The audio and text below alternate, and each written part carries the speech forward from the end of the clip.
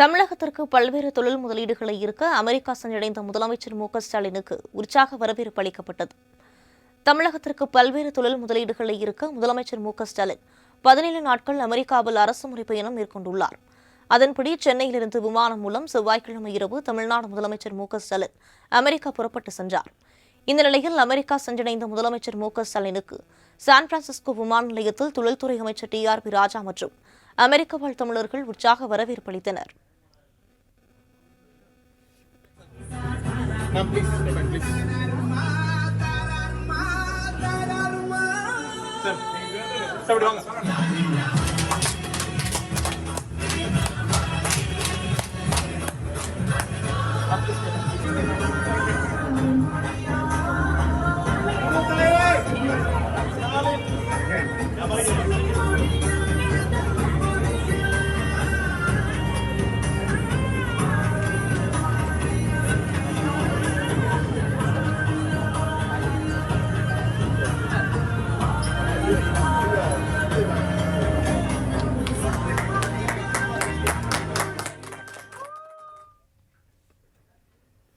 இதனையடுத்து இன்று சான் பிரான்சிஸ்கோவில் நடைபெறும் முதலீட்டாளர் சந்திப்பில் பங்கேற்று முதலமைச்சர் மு க ஸ்டாலின் உரையாற்றுகிறார்.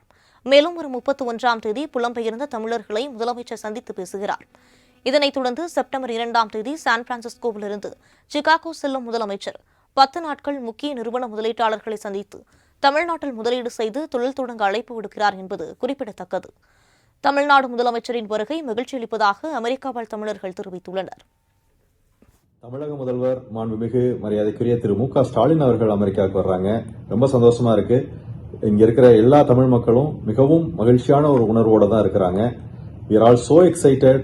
We are waiting to see our honorable chief minister here. முறை செய்து காப்பாற்றும் மன்னவரே, திராவிட அரசின் கொள்கை வாரிசே, எங்கள் மனங்களில் என்றென்றும் குடியிருக்கும் முதல்வரே, உங்களை அன்புடனும் மனமகிழ்வுடனும் வருக வருக என வரவேற்கிறோம்.